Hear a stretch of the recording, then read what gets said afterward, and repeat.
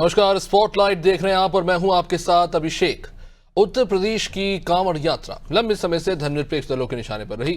कांवड़ यात्रा के दौरान डीजे आदि मुद्दों को लेकर बातें होती रही। इसके बाद जब उत्तर प्रदेश सरकार ने सड़क पर नमाज पढ़ना प्रतिबंधित किया तो नमाज की तुलना कुछ लोगों ने कांवड़ यात्रा से भी कर दी। ये कहीं ना कहीं समझ से परे है कि नमाज की तुलना कांवड़ यात्रा से आखिर कैसे हो सकती है, या किसी भी अलग अलग धार्मिक परंपराओं की तुलना किसी दूसरे धर्म के धार्मिक परंपराओं से तुलना करना क्या ठीक है? कांवड़ यात्रा में कांवड़ यात्री पवित्र जल लेकर एक स्थान से दूसरे स्थान पर अपने गंतव्य के लिए संकल्प अनुसार जाते हैं, इसलिए उन्हें सड़क पर चलना पड़ता है। लेकिन नमाज एक स्थान पर बैठकर पढ़ी जाती है और नमाज के लिए नमाजी का एकाग्रचित होना, शांत होना अनिवार्य है। ये एक आध्यात्मिक प्रक्रिया है जिसमें निराकार के प्रति भक्त अपनी श्रद्धा प्रकट करते हैं। किंतु क्या कुछ लोग जानबूझकर सड़क पर नमाज पढ़ते हैं, जिस पर योगी सरकार ने प्रतिबंध लगा दिया, या प्रतिबंध लगाया भी है या बयान है? अब एक इंटरव्यू में सीएम योगी आदित्यनाथ ने स्पष्ट किया कि नमाज और कांवड़ की तुलना बेमानी है। सीएम योगी ने कहा कि जिनको सड़क पर नमाज पढ़ना है वो नमाज जो है मस्जिद में जाकर पढ़े, लेकिन कांवड़ यात्रा तो सड़क पर ही होती आई है। सीएम योगी ने यह भी कहा कि ताजियों और कांवड़ यात्रा में चलने वाले डीजे की ऊंचाई भी कम रखनी होती है लोगों की सुरक्षा के लिए। जो ऐसा नहीं करते हैं उन्हें खुद भी इसका खामियाजा भुगतना पड़ता है। हम देखते हैं किस तरह के हादसे उसके बाद होते हैं। सीएम योगी ने अपने साक्षात्कार में याद दिलाया है कि किस तरह महाकुंभ के दौरान 66 करोड़ लोग शांतिपूर्वक तरीके से आए, उन्होंने स्नान किया, कोई गड़बड़ी नहीं हुई। अब इस पर जवाब देते हुए समाजवादी पार्टी के मुखिया अखिलेश यादव ने कहा कि 66 करोड़ लोगों की गिनती कर ली है तो जो 1000 लोग हमने खोए हैं उनके नाम भी बताएं और ना ही कोई गिनती उसकी की गई है। आपको बता दें कि महाकुंभ के दौरान जितनी मौतें भगदड़ में हुई उससे कई गुना ज्यादा मौतें बहुत से लोगों की प्राकृतिक कारणों से हुई है। इनमें आयु अधिक है, हार्ट अटैक से लेकर बीमारी, थकान और अन्य कारण शामिल हैं। जब किसी स्थान में इतनी बड़ी संख्या में लोग आते हैं, वहां कुछ संख्या में कुछ लोगों की मौत होती है, जिसे स्वाभाविक कारण माना जा सकता है, लेकिन इसे लेकर सरकार पर हमला करना क्या उचित है? और कांवड़ यात्रा की तुलना नमाज से करना कहां तक जायज है? तमाम सवाल इसके इर्द गिर्द है, लेकिन उससे पहले बयानों पर एक नजर। ठीक बोला है, सड़क चलने के लिए होती है, और जो लोग ये बोल रहे हैं ना, उनको हिंदुओं से अनुशासन सीखना चाहिए। 66 करोड़ लोग प्रयागराज में आए, 66 करोड़ लोग, कहीं कोई लूटपाट नहीं, कहीं कोई आगजनी नहीं, कहीं कोई छेड़खानी नहीं, कहीं कोई तोड़फोड़ नहीं, कहीं पे कोई अपहरण नहीं। ये होती है अनुशासन, ये है धार्मिक अनुशासन। श्रद्धा भाव के साथ आए, महास्नान में भागीदार बने, फिर अपने गंतव्य की तरफ चले गए। पर्व और त्योहार या कोई इस प्रकार के कार्यक्रम उच्छृंखलता और उदंडता करने के माध्यम नहीं बनने चाहिए। 66 करोड़ लोगों का आना मैंने मान लिया, स्वीकार कर लिया कि आए हैं, लेकिन क्या ये फिगर सही है? अगर 66 करोड़ लोग गिन सकते हैं ये लोग, तो बताओ जो 1000 हिंदू भाई श्रद्धालु खोए हैं, लगभग 1000 हिंदू भाई श्रद्धालु जो खोए हैं, उसकी गिनती, उसके नाम अभी तक सरकार नहीं बता पा रही है। जो हमारे श्रद्धालु श्रद्धा से आए, श्रद्धा भावना से आए और वहां पर जाकर के उन्होंने कुंभ को संपन्न कराया, उनकी जान चली गई, किसी की मदद नहीं हुई, आज तक सूची नहीं आई। जो लोग एक्सीडेंट में आने जाने में जिनकी जान चली गई, उसके लिए क्या किया सरकार ने? जो हिंदू भाई 1000 खो गए, वो गिनती नहीं बता पा रहे हैं, जो मर गए उनका नाम नहीं बता पा रहे हैं, और 66 करोड़ गिन लिया। धर्म परंपरा जो भी है, उसके रीति रिवाजों का पालन करना, उसका सम्मान करना भी हमारा धर्म, हमारा कर्तव्य है। और इस स्थिति में हम अपने हिंदू धर्म के सभी भाइयों के लिए महीने महीने हाईवे छोड़ देते हैं, उनके लिए आरक्षित कर देते हैं, बाकी हाईवे बंद कर देते हैं, आम आवागमन के लिए बंद कर देते हैं, धार्मिक भावना का आदर करने के लिए। तो अगर हम कोई मुस्लिम भाई जिनके पास वहाँ पर ईदगाह नहीं है, मस्जिद उपलब्ध नहीं है, और सड़क पर नमाज अदा करना चाहते हैं, तो 15 मिनट के लिए उनको सड़क तो दी जा सकती है। मुझे नहीं लगता कि इसमें कोई आपत्ति है। अगर इस तरीके की कोई आपत्ति दर्ज कराता है, तो मुझे लगता है कि वह केवल एक तुष्टीकरण की राजनीति है। मुख्यमंत्री आदित्यनाथ जी, आप उत्तर प्रदेश के बारे में कब बात करेंगे? आपका एजेंडा सिर्फ और सिर्फ हिंदू मुसलमान और धार्मिक ध्रुवीकरण तक ही सीमित रह जा रहा है। इस छोटी सोच के साथ उत्तर प्रदेश का विकास नहीं हो सकता। 5 ट्रिलियन की इकॉनमी कैसे बनेगा उत्तर प्रदेश? बेरोजगारी चरम पर, महंगाई चरम पर। आप अनुशासन की बात करते हैं। आपके अधिकारियों ने जो जमकर भ्रष्टाचार महाकुंभ में किया पूरा प्रदेश जानता है। हजारों लोगों की जान चली गई और आप कहते हैं कि कोई हताहत नहीं हुआ। उन परिवारों के बारे में क्या जिनको आपने कहा था कि हम 25 लाख रुपए मुआवजा देंगे? सच्चाई तो ये है कि आपकी सरकार आंकड़ों को छिपाती रही। आपके लोग लगातार भ्रष्टाचार पर पर्दा डालते रहे। चलिए, होली भी बीत गई, ईद भी बीत गई, लेकिन इस पर बयानबाजी और राजनीति है कि वो बीतती ही नहीं। ये किस स्थिति में आ गए हैं जहां पर हर त्योहार के बीच में नेता टूट पड़ते एक दूसरे के ऊपर छीटाकशी करने में, और जिस तरह के बयानात निकलकर सामने आ रहे हैं, क्या वो उचित है? वो भले किसी भी धर्म के समर्थन में या फिर विरोध में हो, समझने की कोशिश करेंगे। आज हमारे साथ चर्चा में जुड़ रहे हैं प्रमोद मिश्रा बीजेपी से, अजीत विशाल कांग्रेस से, डॉक्टर नीतेंद्र सिंह समाजवादी पार्टी से, नीरज मेहरे वरिष्ठ पत्रकार हमारे साथ जुड़ चुके हैं। सभी का बहुत बहुत स्वागत है इस चर्चा में। प्रमोद जी, सबसे पहले आप ही के पास आता हूं। उत्तर प्रदेश में आपकी सरकार है और देखिए, ऐसा नहीं है कि सिर्फ उत्तर प्रदेश बल्कि मध्य प्रदेश से लेकर तमाम दूसरे राज्यों में ईद, होली, क्रिसमस और तमाम तरह के त्योहार जो है मनाए जाते हैं। लेकिन मेरा सीधा सवाल यह है, इस बात पे मैं नहीं जाऊंगा कि क्या सड़क पर नमाज पढ़ना सही है या गलत है, क्योंकि इसके बहुत से तर्क हैं, उस पर मैं जरूर आऊंगा। लेकिन इस तरह के जो बयानात हो रहे हैं, क्या वो जरूरी है? क्या इस तरह की बातें होना चाहिए? क्या कांवड़ यात्रा और नमाज का कंपैरिजन होना चाहिए? इन पहलुओं पर व्यवस्था बनाने की बजाय अगर प्रशासन, पुलिस और नेता बयानबाजी कर रहे हैं तो क्या यह अपने आप में हार नहीं? अगर कोई पुलिसकर्मी यह कह रहा है कि अगर होली में आपको रंगों से परहेज है तो घर से बाहर ना निकले, मस्जिदों को ढक दिया जाए, क्या एक नागरिक के तौर पर और एक समाज के तौर पर इस तरह के हालात एक हार नहीं, जहां पर दो वर्ग, दो धर्म, दो गुटों में अलग अलग बंटते हुए नजर आ रहे हैं? हम तो बचपन से स्कूल में पढ़ते थे कि सर त्योहार तो लोगों को साथ लाने का नाम है, पर अब ऐसा लगता है कि ये जो बातें हैं यूनिटी इन डाइवर्सिटी, ये सिर्फ स्कूलों की, कॉलेजों की किताबों में और नेताओं के बयानों में और मीडिया के वक्तव्यों तक सीमित रह गए हैं। जमीन पे क्या हो रहा है भगवान ही जाने। प्रमोद जी। नमस्ते अभिषेक जी, और नमस्कार बाकी सभी पैनलिस्ट को। नहीं, इसमें यूनिटी इन डाइवर्सिटी खतरे में कहां से आ गई? विविधता में एकता, ये कोई इस देश की संस्कृति में रची बसी। ये कोई आज ये कोई इसको पुनः परिभाषित करना चाहता है तो मुझे मैं इस पे कड़ी आपत्ति दर्ज करता हूं। सभी त्योहार नहीं, आपका प्रश्न ऐसा था, इसलिए मैं कह रहा हूं, कर तो कोई नहीं रहा है। सभी त्योहार सौहार्दपूर्ण ढंग से, शांतिपूर्ण ढंग से सभी त्योहारों का प्रयोजन हो और सभी लोग अपने अपने धर्म की मान्यता, पूजा पद्धतियों में विश्वास रखने वाले लोग शांतिपूर्ण ढंग से उसको उसका निर्वहन करें। यही प्रशासन का कार्य है। कांवड़ यात्रा की आपने बात करी, तो कांवड़ यात्रा तो भाई वो तो चल के जाते हैं, वो चल के जाते हैं। जलाभिषेक कोई सड़क पर करने के लिए तो नहीं उतर पड़ते हैं कि जलाभिषेक करना है, अभी हमारे 5000 लोग आ जाएंगे, 10,000 लोग आ जाएंगे, सड़क पे खड़े हो जाएंगे, सड़क पे कोई जलाभिषेक करके देखें। ऐसा तो है नहीं। जिनको चल के जाना है उनको तो सड़क मार्ग से ही जाना है। तो ये तुलना कैसी है? ये तो अपने आप में ये तो सोचना है जिनको वक्तव्य दे रहे हैं। धार्मिक अनुष्ठानों को करने के लिए धार्मिक स्थान निर्धारित हैं और उन धार्मिक स्थानों पर धार्मिक अनुष्ठान अपने अपने ढंग से सभी मतावलंबी करते हैं और उनको करने का अधिकार है और उनको करने के लिए कोई प्रमोद जी उसी पे आते हैं। कांवड़ यात्रा जब निकलती है, रूट डाइवर्ट किया जाता है, स्पेसिफिक रूट बनाए जाते हैं जहाँ की ट्रैफिक में व्यवधान ना हो। आपकी सरकार की तरफ से व्यवस्था की जाती है, कांवड़ यात्रियों पर फूल बरसाए जाते हैं, वो जहां जहां से गुजरते हैं वहां दुकानें होती है, पानी की व्यवस्था की जाती है और साथ ही साथ उनके हेल्थ के लिए वहां पे एम्बुलेंसेस भी तैनात किए जाते हैं। ये आप ही की सरकारी व्यवस्था करती है जिसका मैं जिक्र कर रहा हूं। तो क्या ईद पे इस तरह का सिस्टमैटिक व्यवस्था नहीं हो सकती? बात एक दिन की है, ट्रैफिक मैनेज हो जाए। अगर भीड़ ज्यादा हो रही है तो उसको मैं समझ नहीं पाता एक चीज कि पीस कमेटी की मीटिंग में होता क्या? इस्लाम में ऐसी व्यवस्था कहाँ है? या किसी भी धर्म में ऐसी व्यवस्था कहाँ है कि सड़कों पर मनाएंगे?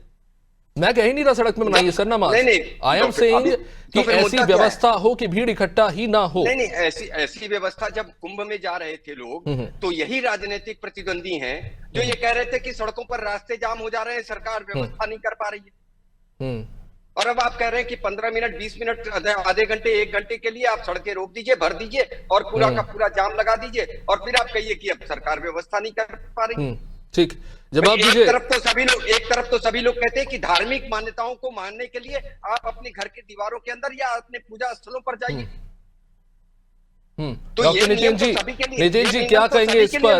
धार्मिक मान्यताएं तो सभी की है, लेकिन अगर वो मान्यताएं किसी के लिए बाधा बन जाए या कोई एक बड़ा वर्ग, और बड़ा वर्ग से मेरा मतलब किसी धर्म से नहीं है, अगर आप सड़क पर अगर जाम लगाने की स्थिति क्रिएट कर देंगे तो क्या जिम्मेदारी नहीं बनती कि कोई वैकल्पिक व्यवस्था की जाए? क्या ठीक लगता है सड़क पर नमाज पढ़ना? और उसके बहुत सारे पहलू भी है। एक तो आप सार्वजनिक स्थान पर है, वहां पे ट्रैफिक का व्यवधान तो होगा ही, आप सुरक्षित भी नहीं है क्योंकि आप एक ओपन कैंपस, वो कोई कैंपस तो है नहीं, ओपन स्ट्रीट पे है। तो क्या आपको नहीं लगता कि इस पर थोड़ा गंभीरता से बयान दिया जाना चाहिए था, बजाय इसका सीधा कांवड़ यात्रा से कंपैरिजन करके? नितिन जी धन्यवाद अभिषेक जी। मैं सुन रहा था अभी भारतीय जनता पार्टी के सम्मानित प्रवक्ता को, जिस तरीके से डिबेट को डाइवर्ट किया जा रहा है, मुझे नहीं लगता है कि ये इस तरीके का मामला है। देखिए, नमाज सड़कों में मुझे नहीं लगता कोई प्रतिदिन होती है। नमाज, ईद या बकरीद जब ऐसे दो त्योहार वाले आते हैं जबकि पूरा का पूरा समुदाय ईदगाह की तरफ जाता है, और एक सीमा होती है, जगह का एक अपना पैमाना है कि ईदगाह है, मस्जिद है, उसके अंदर इतने लोग आ सकते हैं। लेकिन पूरे के पूरे लोग जब जाएंगे तो सड़क के बाहर भी आ जाएंगे, इस कैंपस के बाहर भी आ जाएंगे, तो उतनी देर के लिए कोऑपरेशन की भावना होनी चाहिए। और उस कोऑपरेशन में मुझे अभी तक होता ही आया, सदियों से होता है, और कभी कोई ऐसी दुर्भावना नहीं रही, कभी कोई इस तरीके के हंगामे नहीं हुए। बात कांवड़ यात्रा से अगर इसको जोड़ने की बात की जाए, ये सिर्फ कांवड़ यात्रा तक सीमित नहीं है। नवरात्र चल रहा है, दुर्गा जी के जागरण हो रहे हैं तमाम समय समय पर। अभी नवंबर के बाद से रामलीलाओं का दौर शुरू होता है। सड़कों पर ही पूरे पूरे टेंट लगते हैं, पूरी पूरी सड़कें ब्लॉक होती, पूरी रात रामलीलाएं चलती। टेंट 2-2 दिन पहले से लगाए जाते हैं, 2 दिन बाद तक उखाड़े जाते हैं, पूरे दिन सड़क खुल रहती है। क्या किसी ने आपत्ति की? क्या वो भी तो सार्वजनिक प्लेस है, ये सड़कें चलने के लिए। क्या नमाज किसी नेशनल हाईवे पे कोई पढ़ रहा होता है?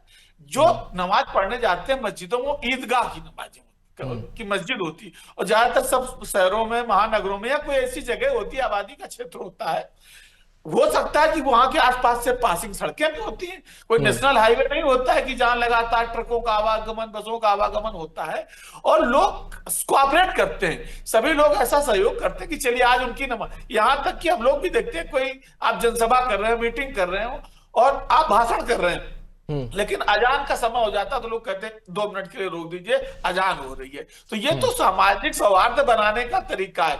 हम लोगों के यहाँ तमाम सारे रामलीला की अभी नवमी आ रही, शोभा यात्रा निकलेगी, शोभा यात्रा में जबरदस्त पूरी रोडें जाम रहेंगी और घंटों 2-2 घंटों का जाम लगा रहेगा। तो क्या कोई मुसलमान आकर के आपत्ति दर्ज करने आता है? नितेंद्र जी देखिए, लॉजिक ये दिया जा रहा है बुनियादी तौर पर, कोई भी चल यात्रा, देखिए ऐसा नहीं है, बहुत सी चल यात्राएं होती है, सिर्फ एक धर्म में नहीं, अलग अलग धर्मों में चुनरी यात्रा और ये सब निकलती है, लेकिन वो रुकती नहीं है, वो सतत चलती रहती है। अब जो तर्क दिया जा रहा है वो ये है कि नमाज जो होती है वो सब जब एक साथ आ जाते हैं और उसमें थोड़ा समय लगता है, तो क्या एक मिलजुल के एक वैकल्पिक बेहतर व्यवस्था नहीं? कोई परंपरा अगर चली आ रही है तो जरूरी है कि आगे भी वैसी ही रहे। अगर उस व्यवस्था के चलते आप लोगों के जीवन में व्यवधान क्रिएट हो रहा है तो बिल्कुल नहीं होनी चाहिए, बिल्कुल नहीं होनी चाहिए। लेकिन जो नियम वो सब पर लागू हो। ये जो देवी जागरण होता है, ये चलता रहता है सड़क पे, पूरी रात जागरण होता है, नौटंकियां होती हैं, रामलीला होते हैं। अभी तो यही कल्चर रहा है। अभी चूंकि आज मनोरंजन के साधन हो गए, टीवी हो गया, तमाम सारे साधन हो गए, तो लोग कम पसंद करते हैं। लेकिन अभी तक जब ये दौर नहीं था तो लोग तो मनोरंजन के लिए रामलीला, नौटंकी, ढोला। ठीक है, आपने अपना पॉइंट रख दिया। प्रमोद जी जल्दी से जवाब दीजिए, फिर मैं आपके पास आता हूँ। जी, मैं जल्दी से डॉक्टर नितिन सिंह की बात का जवाब दे देता हूँ। देखिए, यही है मानसिक स्थिति और यही परिलक्षित होती है इनके वक्तव्यों में। रामलीला और नौटंकी बोल दिया इन्होंने, क्यों नौटंकियां नहीं होती क्या? नहीं, नौटंकी से उनका मतलब ड्रामा था सर, उसको साधारण भाषा में सभी यही बोलते हैं सर। नितेंद्र जी गुस्सा मत होइए, एक मिनट नितेन जी, मैंने क्लियर कर दी आपकी बात क्लियर कर दी, बहुत सारे लोग और भी वेट कर रहे हैं। वो नौटंकी से उनका मतलब ये था कि देखिए कलाकार होते हैं, वह ड्रामा अपना प्रस्तुत करते हैं। नहीं नितेंद्र जी, आपके बीच में मैं बोला नहीं। ठीक है नितेन जी, आपकी बात मैंने स्पष्ट कर दी। ठीक है, आप बोलिए प्रमोद जी, जल्दी से प्लीज। दूसरी बात है कि इन्होंने कहा सड़कों पर जाने के लिए, तो क्या मुहर्रम के जुलूस पे कोई बैन है?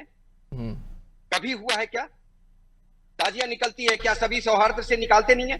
कभी कोई प्रतिबंध रहा है क्या? लेकिन वही है, जिनको दुर्गंध आती है गौशालाओं से, उनका वक्तव्य ऐसा ही दुर्गंधपूर्ण रहेगा। अरे गौ माताएं मर रही हैं, कुत्ते नोच नोच के खा रहे हैं, दुर्गंध आ रही है। लीजिए देखिए, अभी मैं दिखाता हूं आपको, बदबू आ रही है, गौ माता सड़ रही है, कुत्ते नोच नोच खा रहे हैं। दिमाग में गंदगी भरी पड़ी हुई है। ये तुम मत करिए। ठीक है अजीत जी काफी देर से इंतजार कर रहे हैं। अजीत जी, त्योहार तो हम सैकड़ों सालों से मनाते चले आ रहे हैं। आजकल ऐसा लगता है त्योहार मनाना किसी युद्ध जैसा हो गया है। कोई नियम लागू कर रहा है, कोई बयान दे रहा है, कहीं पर कर्फ्यू जैसी स्थिति बन जा रही है। ये चल क्या रहा है? और ये सिर्फ उत्तर प्रदेश में नहीं, अलग अलग राज्यों में हम देख रहे हैं। नितिन जी, मैं इस पे भी आऊंगा, लेकिन आज जो विषय है उस पर पहले बात कर लेते हैं। देखिए, आप लोगों को पर्याप्त समय दिया गया है। अजीत जी, अब आप बोलिए। ठीक है अजीत जी, ठीक, और आपसे उनसे जवाब लूंगा इस पे, लेकिन अजीत जी पहले आप बोलिए। ठीक है, वीडियो बना रहे थे, योगी सरकार वीडियो बना रही थी। योगी जी, ठीक है सर, आप लोग अरे प्लीज थोड़ा वॉल्यूम डाउन कीजिए। अजीत जी आप बोलिए। ठीक है अजीत जी, चुल्लू भर पानी में। नितिन जी, आपने अपनी बात रख दी, आप जवाब भी ले लीजिए। आपके साथ ही बोल रहे हैं कांग्रेस के अजीत जी, बोलिए अजीत जी। जाके सफाई में डांस कराना चाहिए इनको, यहाँ पे बैठ के चर्चा कर रहे हैं। सर आप लोग आप लोग मुद्दे से भटका रहे हैं। नितिन जी, आपने बात रख ली, ठीक है अजीत जी आप बोलिए प्लीज। अरे नसें फट जाएंगी, जरा प्लीज दोनों का वॉल्यूम थोड़ा डाउन कीजिए प्लीज। अजीत जी आप बोलिए। तुम्हारी फट रही दिखाई पड़ रही दूर से, हम तो पानी लेके बैठे तुम्हारे जैसे लोगों के लिए। यही है तुम तड़ाक करने वाले। सर आप लोग आपस में जा रहे हैं। अजीत जी का वॉल्यूम में कोई इशू आ रहा है क्या? अजीत जी अपने आप को अनम्यूट कीजिए, आपकी शायद ऑडियो नहीं आ रही है। अजीत जी अनम्यूट कीजिए, जरा बोल के दिखाओ। तू अनम्यूट कीजिए अजीत जी। मानसिकता तो इसी लायक है तुम्हारे। तू बोल करके दिखाओ जरा। डॉक्टर बने हुए, चलिए कुछ टेक्निकल प्रॉब्लम आ रही है। अजीत जी आपके पास वापस लौटूंगा। नीरज मेहरे जी, सर आप सुन रहे हैं सर? हाँ जी फर्जी डॉक्टर, ठीक है अजीत जी बोलिए जल्दी से। फर्जी डॉक्टर। देखिए, भारतीय जनता पार्टी की एक एजेंडा सेट है कि हिंदू मुसलमान को लड़ाते रहो। ऐसा कोई विशेष बड़ी बात नहीं है। देखिए, सड़क को जाम करना, हमेशा नमाज पढ़ना, ये तो गलत है। लेकिन ईद और जैसे बकरीद दो बड़े पर्व होते हैं, अगर उसको थोड़ी देर के लिए, जैसे कि जहाँ पे बहुत सी ईदगाह हैं, जहाँ पे कम जगह है, तो अगर 10-15 मिनट के लिए शासन प्रशासन के कोऑपरेशन से, जैसे बरसों से चलता आया है, अगर उनको भी थोड़ा सा समय दिया जाए, जैसे उनको भी अगर थोड़ा सा समय दिया जाए आपसी सौहार्द को बनाने के लिए, तो इसमें कोई बुरी बात नहीं है। लेकिन हाँ, अगर रेगुलर बेसिस पे अगर नमाज सड़क पे पढ़ने की अगर बात कही जाती है, तो ये कहीं ना कहीं गलत है मेरी नजर में भी। क्या अजीत जी ये बयान अखिलेश जी नहीं दे सकते थे, दूसरे नेता नहीं दे सकते थे? अगर सवाल ये पूछा गया कि सड़क पर नमाज पढ़ना क्या ठीक है, अगर प्रशासन ने रोक लगाई है तो क्या वो गलत है? लेकिन जवाब में आप क्या कह रहे हैं कि कुंभ में इतने लोग मर गए, आप बताइए आंकड़े क्या है? क्या आपको नहीं लगता आपकी भी अगर सरकार होती और कुंभ में आपकी सरकार में भी ऐसी घटनाएं हुई जहां पर लोग मारे गए, क्या तकलीफ नहीं होगी? आपकी पार्टी के लोगों को हुई होगी ना, तो बीजेपी को भी हुई होगी। इस तरह की चुभने वाली बातें, एक गंभीर बयान दिया जा सकता था ना, एक गंभीर बयान जैसा कि आप अभी दे रहे हैं अजीत जी। जी अभिषेक जी, अखिलेश यादव जी ने कहा है, वो भी एक सही बात रखी है। जिन महाकुंभ जैसा बड़ा पर्व हुआ हमारे देश में, पूरी दुनिया में उसका प्रचार प्रसार हुआ, लेकिन उसमें जो लोग किन्हीं कारणों से हताहत हुए हैं, उनके संबंध में भी सरकार को ध्यान देना चाहिए। लेकिन अभी अजय राय जी ने, प्रदेश अध्यक्ष जी ने भी ये बात रखी है कि अगर ईद और बकरा ईद जो मुसलमानों का एक बड़ा पर्व है, अगर शासन प्रशासन कॉपरेशन करके, जो हमेशा वर्षों से, दशकों से ऐसी व्यवस्था चली आ रही है, प्रत्येक धर्म संप्रदाय पंथ के लोगों को अगर इस भारत जैसे देश में, जहां पे संविधान से यह देश चलता है, सभी को बराबरी का हक है और सभी का हक है और सभी की खून और मिट्टी शामिल है इस देश को आजाद कराने में। सभी का हक अधिकार है। अगर सभी को समानता के साथ इस देश को सींचा जाए तो ये बहुत अच्छा रहेगा हमारे देश के आपसी सौहार्द के लिए। लेकिन नीरज जी, एक गंभीर सवाल है, ठीक है, काफी देर से नीरज जी इंतजार कर रहे हैं। नीरज जी, एक गंभीर सवाल है, नेताओं के बयानों के इतर बातें कही जाती है। ठीक है नीरज जी, क्या नेताओं के बयानों के इधर कुछ बदला है जमीनी स्तर पे कि आज ये स्थिति बन गई है कि या तो आप त्योहार मना लीजिए अपना या हम? क्या ये बात सुनने में अच्छी लगती है कि अच्छा ठीक है, दिन में तुम होली मना लो, शाम को हम नमाज पढ़ लेंगे? क्या ये चीजें साथ नहीं हो सकती थी? सीओ अनुज चौधरी का ये कहना, यार किसी को रंगों से परहेज है तो घर से ना निकले, आखिर ऐसी स्थिति बन ही क्यों रही है? या तो तुम सिवैया खाना है तो हमारा गुजिया भी तुम्हें खाना पड़ेगा। क्या ये बयान सही लगता है सुनने में? क्या ये नहीं लगता कि पुलिसिंग, उत्तर प्रदेश की पुलिस कहीं ना कहीं भूलते जा रही है? दंगे करने के बाद आरोपियों को पकड़ना नहीं, दंगे होने से रोकना भी पुलिस की जिम्मेदारी है। देखिए, मुझे लगता है कि अभिषेक जी, पुलिस का काम संभल हो या उत्तर प्रदेश हो, कानून व्यवस्था का इकबाल बुलंद करना है। और निश्चित रूप से जैसा अभी जो चर्चा हो रही है उस पर तमाम हमारे साथी सहयोगियों ने अपनी बात रखी, लेकिन मुझे लगता है कि उत्तर प्रदेश के मुख्यमंत्री ने जो बयान दिया बिल्कुल ठीक बात है कि सड़क चलने के लिए है, नमाज के लिए मस्जिद और ईदगाह बने हुए हैं। दूसरी बड़ी बात, 2 दिन पूर्व की ये घटना है अभिषेक जी, मैं आपका ध्यान चाहूंगा उधर, साथियों का भी चाहूंगा कि 2 दिन पूर्व, मतलब ईद से पूर्व, सऊदी अरब और कीनिया में छतों पे और सड़कों पे नमाज पढ़ने पे पूर्णतः रोक लगा दी गई। वहां कोई विरोध नहीं हुआ। क्यों? क्योंकि यहाँ उत्तर प्रदेश में विरोध इसलिए है कि चूंकि योगी बाबा की सरकार है, भारतीय जनता पार्टी की सरकार है। वहां विरोध इसलिए नहीं हुआ क्योंकि वहां वो मानसिकता के लोग नहीं है जिन्हें गाय के गोबर से बदबू आती हो, जिन्हें इत्र चाहिए होता है, जिनकी मानसिकता खराब हो, जिनकी सोच गंदी हो। मुझे लगता है कि उत्तर प्रदेश में योगी जी की सरकार है तो इस तरह के आरोप प्रत्यारोप और कुछ राजनीतिक दल जो अपनी राजनीतिक रोटियां सेकना चाहते हैं वो निश्चित रूप से गलत है। उनको इस तरह की बात नहीं करनी चाहिए, क्योंकि अगर केन्या और सऊदी अरब में ये चीज मान ली गई, लोगों ने ईद की नमाज नहीं पढ़ी वहां से जी, वहां ईद की नमाज दूसरे तरीके सड़कों पे नहीं पढ़ी गई, छतों पे नहीं पढ़ी गई। तो नीरज जी, जाहिर तौर पर वैकल्पिक व्यवस्था भी हुई होगी अगर छतों पर नमाज पढ़ने से। जी, वैकल्पिक व्यवस्था वहां की गई और वैकल्पिक व्यवस्था जो रही उसमें सब लोगों का सहयोग रहा। लेकिन अगर जो ऐसे आरोप भी लगाए गए अभी डिबेट में कि वहां पे आप कहते हैं कि रामलीला हो रही है और तमाम चीजें हो रही है, नौटंकी हो रही, उसके लिए जिला प्रशासन से अनुमति ली जाती है। अगर आप नमाज पढ़ते हैं तो अगर आप बता दीजिए, अनुमति लीजिए जिलाधिकारी से, जिला प्रशासन से, हम यहाँ सड़क में पढ़ना चाहते हैं, जिला प्रशासन अगर अनुमति। लेकिन नीरज जी, अभी गाजियाबाद से ही अभी का किस्सा है, गाजियाबाद में जो मस्जिद है, मस्जिद के प्रेमाइस में जगह कम है, तो नीरज जी, पीस कमेटी की बैठक में ये तय हुआ कि 2 पाली में नमाज पढ़ी जाएगी। एक मिनट अजीत जी, आ रहा हूं आपके पास। नीरज जी बहुत देर से इंतजार कर रहे थे। तो तय हुआ कि 2 पाली में नमाज होगी। अब वहां पे प्रैक्टिकल प्रॉब्लम ये क्रिएट हो गई कि जो सेकंड पाली में नमाज पढ़ने वाले थे वो बाहर इंतजार कर रहे थे। अब इसके चलते वहां पर ट्रैफिक जाम हो गया। रूट डाइवर्जन की बात हुई थी पर रूट डाइवर्जन नहीं किया गया, ऐसा कहा जा रहा है। तो अब इसमें आप किसे आरोपी मानेंगे? प्रशासन और पीस कमेटी की मीटिंग के निर्देश पर ही यह फैसला लिया गया?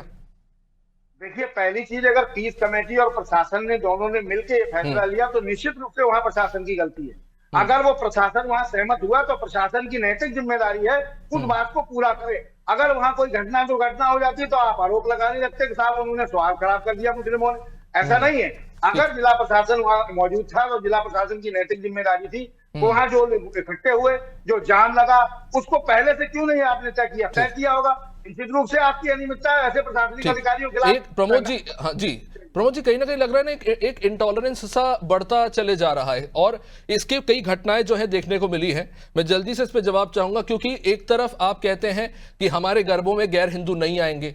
उत्तराखंड की एक महिला नेता आशा नोटियाल कहती हैं कि हमारे जो केदार धाम की यात्रा है वहां पर गैर हिंदू नहीं आएंगे। आप घर में भी उन्हें घुसने नहीं देना चाहते। कांवड़ यात्रा में आप कहते हैं कि नहीं, आप भैया अपना नाम लगाइए। आप अपने हर त्योहार से उन्हें अलग करना चाहते हैं। फिर आप चाहते हैं कि नहीं, आपको अगर हम तो होली मनाएंगे, आपको करना है तो कीजिए, नहीं तो आप घर में बैठिए।